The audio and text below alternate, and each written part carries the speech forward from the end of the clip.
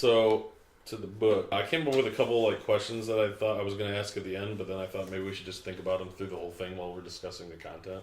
In many different ways, like how can we use what we read in the book in like our life? Like for like directly like for the podcast and for book club, for Through the Curtains and stuff, but also outside of that and like how we can apply whatever's learned here. Yeah, I don't know. That's interesting because, like, for like the first half of the book that I was reading, kind of just talks about the current, like, teaching models in like modern schools. So I'm trying to like think about how you can apply that to. Well, really like started talking about how he makes his videos kind of. He's mentioned a little bit like how he makes his videos kind of like go against the grain. I guess what I was talking about mostly is like a lot of it he talks about in the book, like attention span, and like most people could pay attention from like 10 to 18 minutes max, and how to structure stuff. And I think that kind of structure thing could be cool in like a informational podcast or YouTube channel about politics, where we try and keep it to as much information as we can packed into as little time as we can. All right, so you guys are on the first half. What's your initial thoughts? So I wanted to get your guys' opinion about tests, because we're obviously people who have benefited a lot from test taking in our lives and done pretty well in order to get into the fields that we're in. So I think that we kind of have an affinity for testing because it has treated us well. So I thought that it was very interesting to bring up the fact that, like I don't think that I mastered many subjects in school, but I just kept getting lucky that I like knew enough and was very good at classroom learning compared to other people. Like I don't know, like I could pay attention in class enough that I picked up on it quick enough that I could pass the test, but I always felt like I didn't remember anything from the classes before. Yeah, like I have no idea. Tell me to use cosine or sine to like find the distance of a triangle, something that is very easy and was very easy for all of high school and college. Like right now, it would be a struggle to do. I'd have to like really think about like, well, so do you put the numbers over or under right here? Like I don't know if I could do it right away, and that's something that's just so basic, and a concept that I use in a bunch of other things that I don't really have the basic understanding of. I for sure forgot. Just I was kind of thinking about that in the car too, about like what I remember from school, and none of it is like stuff that was tested or homework or anything. The few things that I do remember is things that I was like proud of or something, like projects that were interesting projects. Not every project, because some are poorly designed, but there's a couple projects that it was like, I remember that, and what I learned from that I won't ever forget, because I remember these specific project. I think a lot of the classes I remember the most were like the liberal arts and the like senior sem, and I took like the stuff that actually changed your mindset. Yeah, it like changed your mindset, and also you were much more actively engaged, right? Like it was all discussion based. It was like you had to prepare ahead of time. Is the flipping the classroom, which is kind of what he's talking about. Right. Yeah, the classes where I had to read the textbooks before, and then we talked about it in class and like had questions and stuff. Those are the classes that I remember. So, like, intuitively reading the book, I just seemed to agree. It's just, like, one of the things that's kind of, like, a common theme throughout this kind of book is where he just kind of, like, I don't know what's the best way. Like, he's like, yeah, I agree that tests are good, but it's, like, impossible to make something he's talking about how he's not anti-test. Yeah, no. But he thinks that it's more about quality over quantity. And, like, how you... Well, you can't regulate quality very well. Right. But in the second half of the book, I will say he goes into a lot of that and like his ideas for how to quantify that. Okay. That's what I'd be interested in that, because I'm kind of like, because he like talks about it, it's like, okay, yeah, these are like all like good points. Like all you could, like he's saying, like all you can really like look at is like what the grade the person got in the test is, but it's just like, well, how does that tell you if it's a good test or not? Because bad test takers are actually a thing. And he talks about how grades are like useless because of how variable they are. Like not just state to state, but like classroom to classroom. Yeah. Like across the hall, it could be a different standard for what grade you get. And if you're getting quizzed on subjects A through H and you studied, B, C, and D really well, and those are the things that are on the test, you get a really good grade. But if they're not the things that are on the test, then you don't get a really good grade, and it's random. Yeah. That was how I did well in school, is I paid attention to teachers while they were teaching, because teachers, if they've written the tests before they've been doing the teaching, they tell you what they think is important and like point out, like accent certain topics more if it's going to be on the test, and you can tell. And so like the only reason I got good grades in school is because I would read teachers and be like, they think this is really important. I'm going to put a circle next to this section and do like these practice problems. I'm not going to do all the homework. I'm not going to study everything. I'm going to choose to only study certain topics within this because I think it's going to be on the test. So like my whole education was based on trying to get a good grade and not like actually trying to learn things. I was thinking about that too, and I don't think he necessarily addresses it, but yes, it's a bad thing, but if you learn how to like manipulate the system, maybe that is almost a good way to tell if you're more fit to do a job, even is like if you can get the good grades no matter how the system judges you. Does that make sense? You know how to play the system to get the good grades. Right, like play the system sounds like such a bad word. Well, no, like, I get what you're saying though. The testing is so wildly varied, and like if you figure out how to be good at it, you can figure out how to be good at your job. You can figure out how to be good at a bunch of different things afterwards. I can kind of buy that, actually. I think that it plays on very specific skills though, and that wouldn't apply to all jobs and all fields. So you could be a really good mechanic and never figure out how to operate a classroom very well. Right. And so you're getting D's or C's because you're not good at reading teachers' body language, but you'd still be great at tons of jobs. Yeah. So it's a good measure for one specific kind of intelligence, but the point is everyone is different. Yeah. And so not everyone, like, it'd be a really good measure of that kind, but everyone doesn't have one scale of how smart it's not saying they are. Like that's a good thing to measure, but also there's other things that we should be measuring and teaching and stuff, not just how to work a system, because not everybody's going to be good at that. Do you guys think that they're like bad test takers? Because I don't really like that. Like, oh, I'm just bad at tests. It's just like, no, it's because you're not studying or whatever. I think that there are such things as bad test takers, but you can use that as an excuse, or you can learn how to take a test. Yeah. Here's what I'll say though is like, so there are people that are bad at taking tests in this system, and I think that if the system was revamped in a certain way, that it would create more motivation. And there's test takers that say they're bad, but they really just don't work at it. But with a new system that kind of flipped the classroom and helped cultivate motivation, there'd be so much more motivation for kids to do like what they want, and then they'd actually be studying for stuff like that. And it wouldn't be studying necessarily. Mm-hmm. I don't know how much of the job of the fourth grader it should be, though, to be like, oh, well, you're just lazy, fourth grader. Like, I think that at that age, like, oh, well, I'm bad at taking tests, that's something they've learned over the course of time because it's something people have told them. Mm-hmm. I think that in fourth grade, you can still learn and be excited about things and get all those opportunities. But if you've decided that what's the point and given up, then that's bad, and there needs to be encouragement for those students to learn in their own style. So it's not like, oh, well, just learn to take tests. It's like, that's such an abstract, like, how do you just learn to take tests? So, yeah, the end of the book talks a lot about all these issues that you're bringing up and, like, how to motivate people. I keep thinking, like, laughing to myself. It's like, just wait, guys. You're going to know.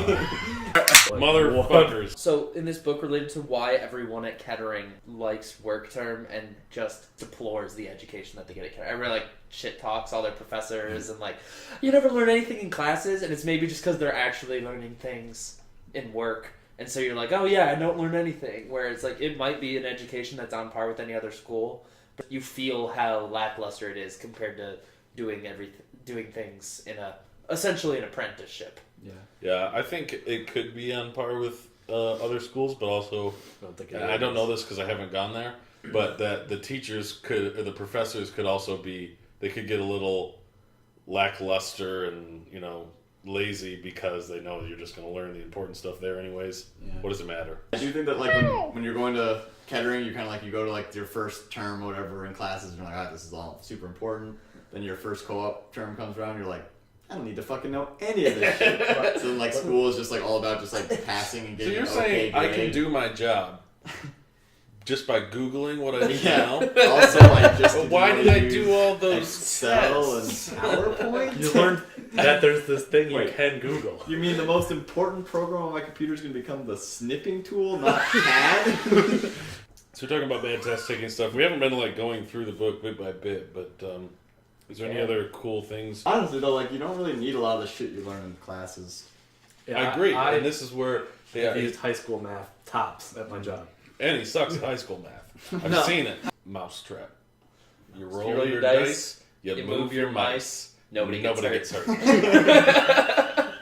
Oh, one thing I thought that he talked about was cool is he didn't like straight advocate for like, oh, we need more money in the school system and stuff. He just because he's like he still thinks that we're wasting money other places, but he thinks that in the education system we're also wasting a lot of money, Yeah. and that if we were just to reallocate it in the correct way, we would solve a lot of problems. I was trying to find that. It's this passage right here like where he the- talks about like the cost.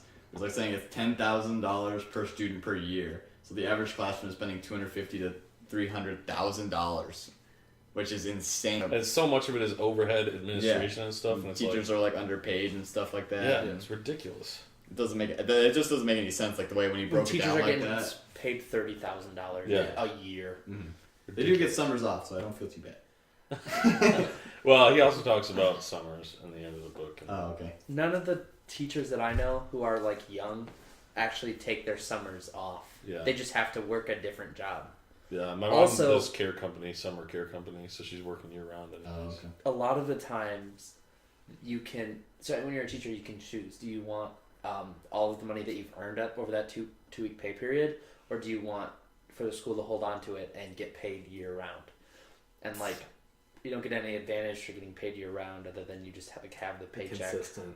Oh, okay. So it's like you get less money than you're owed each time. Yeah. More effectively than like Get in the class! So, another cool thing that I thought he talked about was how the current system is like a set time. So it's a set time of school, and then people get to varying understanding levels, and that a much better way to do it, which seems obvious, but it's the execution, which he explains later, is to have variable time and set understanding levels so that everybody can get to the same level. Like, some people are going to take longer, some people are going to take shorter, but to take the time to actually get there. It's like And honestly, having the people that understand it explain it to their fellow students makes would you make understand them it better. understand Yeah, it way better. yeah, he talks about peer-to-peer tutoring. So like reaching like an understanding level, so like waiting for everyone to hit the same point on like a test or something like that, and then before moving on, like that doesn't make Yeah, any but sense. necessarily but, a test, but but- not well. Yeah, so the way he does it is in his program, he's got a software that auto generates equations, not equations or problems or whatever, right? And then the students kind of like they learn it themselves and they can learn at their own pace and they do these problems and they pass. They fully understand the material. It's kind of arbitrary, he admits, but it needs some tweaking and stuff. When they can do 10 problems and get them right in a row. And then the other thing is if they've done 50 problems and haven't hit that 10 in a row yet, that's considered stuck, and so that's when a teacher would intervene. Oh, okay. But yeah, he talks about his software later, and it's pretty cool stuff. So what about people who have like an understanding early on? Are they just like held back until? No, they move on Oh, okay. as well too. He talks about having classrooms where they're not arbitrarily cut off at age requirements. That's the One World Schoolhouse. He talks about it in the end, one room schoolhouse. How they had it in the beginning, because there's a lot of farm communities and everybody's really spread out, so you had everybody from every grade in one room, and that creates some other challenges too. But it also creates a lot of other possibilities, and like pretty much everybody knows when you have to teach somebody something else, then you fully understand it. Once you've taught somebody else, like trying to get somebody else through the same quirks that you did, then it's like, okay, you have a full understanding. And with a lot of different grades in one room, you have that opportunity to have older students teaching it to younger students and stuff like that, and role model opportunities. You know, I didn't realize like when we bought this book, or whatever, I was like, okay, One World Schoolhouse, like what's the big? I didn't realize that it was It's Salman Salman Khan. Khan, yeah. I didn't realize that was like the guy. He was talking about how like the flow of learning and how like everything is connected. And I thought that was really cool because that's the parts I always found really interesting when it was like, oh shit, I learned this in physics, and now I went to chemistry, and we're like, this is the same.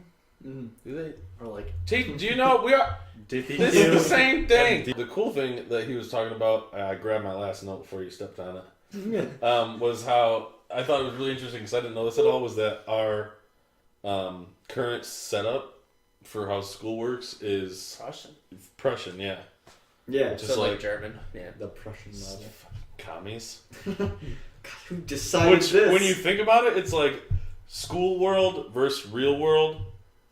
The school world is very like, it's a communist setup. Like that's how you would set up a communism and stuff like that.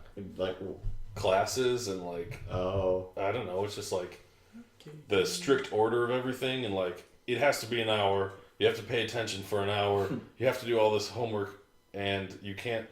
And if you have a curiosity in a different subject, like, sorry, we're moving on. Yeah, we gotta go. Everyone's on this train. Everyone's on this train. We're all going to the same place, whether you like it or Everyone not. stand up and recite the Pledge of Allegiance together. All at once. All right, so here's a little bit of a like it's not related to that, but it's related to the book.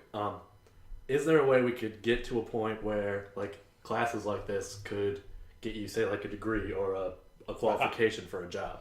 Yeah. So Is that you're later in the book? Yeah. You guys just gotta fucking read.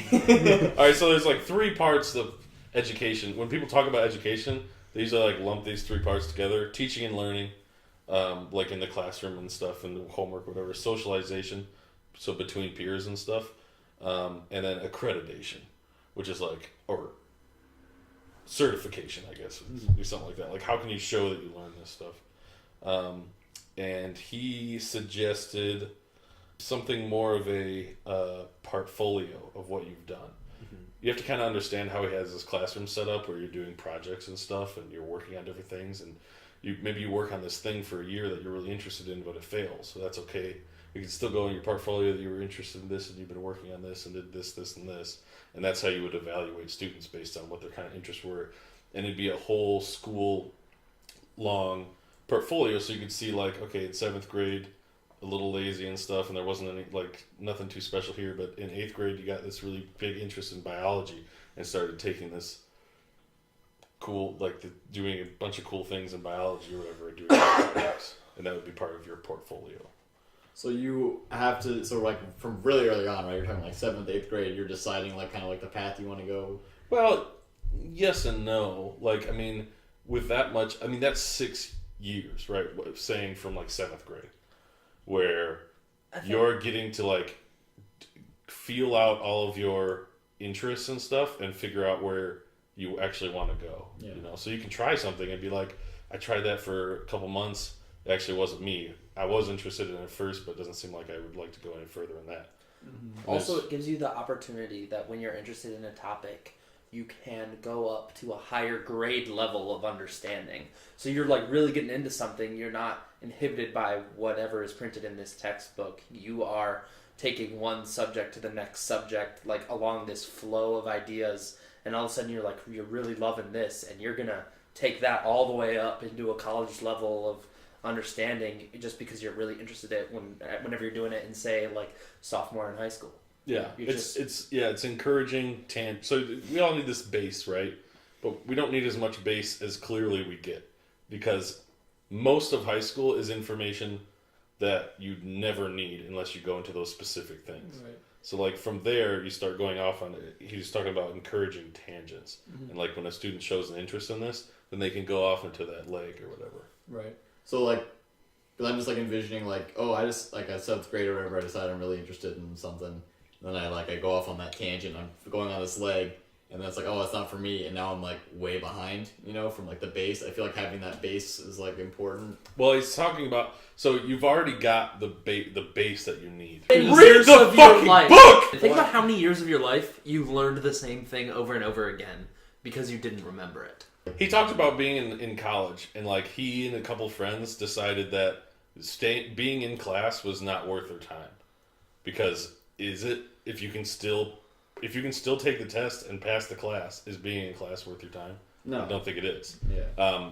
Especially if you're learning the material quicker than the lecture lengths. And so then he got into this group with like some older kids that were kind of doing the same thing, and they encouraged him to take twice as much. And their philosophy was, for pretty much everything, if you don't have the seat time, you can do twice as much material. Anybody can handle twice as much material if you don't have that seat time, because you learn everything at your own pace, and some things you'll pick up quicker, and some things you'll pick up slower. But overall, it's about twice as fast to not have just straight lectures. I don't know, it just like seems like a risk. I mean, like I like the idea of like people like having like the option to go off on things that they find interesting to them, but I also don't want people. Well, it's not like that's all you're doing right. either. It's like everybody has the last hour of class where they dedicate to their own like interest or whatever. Okay. You're still doing this base learning all along. We can minimize it a lot if we do it more efficiently. Okay. And then you have more time to do the things that you're actually interested in. You're still doing those things, so you're not falling behind in those things. Yeah, I think that's cool. Have an option, but So and I guess like in the book a lot, he goes into a lot of the studies that they've done, and like they've tried this out with people, and they've tried this flip the classroom thing on a couple classes in Silicon Valley and stuff, and some students who were they measured everybody below average, average, above average, and everybody after the class, I think before like 70% were at below or 70% were average or above, and after about 90% average or above. And the cool thing was that while some students stayed in average, some students stayed in high or whatever, but some low students actually accelerated to be above average. So they weren't slow learners as people think. They just didn't learn with this current setup. Okay. See, I believe like that kind of thing where like it's just not set up for some people to learn, and changing it up would be beneficial. But like you said, like some people stay the same, you know, so it's not beneficial for everybody, because then I think you're going to run into like the same problem, right? Where I think it didn't beneficial hurt for anyone. It didn't hurt anyone. No, yeah, right. Okay, yeah, that's true. It didn't hurt anybody, but like also you have, if people like are staying at like the same level. Sorry. Some people. But if they're like testing, in order to make it like a good test, right? So these tests were like pretty much like the same material, right? And if people are testing at the same level, that means they're not really learning anything. And I'm assuming there's some kind of period of time between these tests. No. Yeah, it's like, so at the end of fourth grade, you have this test to see where you are for fourth grade level. Mm-hmm. And then they do the same test, which covers different material, but it's for fifth grade level, what you're supposed to know at fifth grade level. But it's the same setup and everything. So it's all new material and stuff, but it's not like you have more time to learn the same material. It's different material. Okay. Yeah. Where were you compared to other students? I seem to read it. Yeah, it's really, like, I'm not doing a good job of talking about it and explaining it fully, but it makes a lot more sense when you read it. Because as he brought up stuff, I was like, I don't know. Like, I can see how, like, in a perfect world it'd be good, but, like, how are you going to get students to want to be motivated? Yeah, that's, like, one thing I always, like, I think think about. that people are motivated to learn if they're given an environment That's that's exactly what he conducive talks to about. learning. Yeah, that's what he talks about, and he talks about how in these studies and through his experiences and the teachers' experiences, how they reported that even students who seemed unmotivated at first, in a normal setup, with this setup, they were a lot more interested in, like, learning stuff, a lot more motivated. This is kind of like focused on grade school or whatever, but what about like adults? What about me right now? Yeah. Like I know it touches on it some, but I don't think it. For adults, I think that's more relevant to us and like people reading this book, right? Like fifth graders aren't reading this. Like, oh, I'm so excited about learning. It's like it's older people. Yeah, I wish my class was set up like this. What do you mean? Yeah, like how can we apply these as right? Like, adults? is there a way that it like affects us? Like, it's affecting like our kids or like the younger generation right now, and like we have some control in that, but we can't go back and learn this way. So like, you know, yeah, we can. Well, that's what it is. Okay, yeah, we can go back and learn material that way, but we can't go back and be in 7th grade again.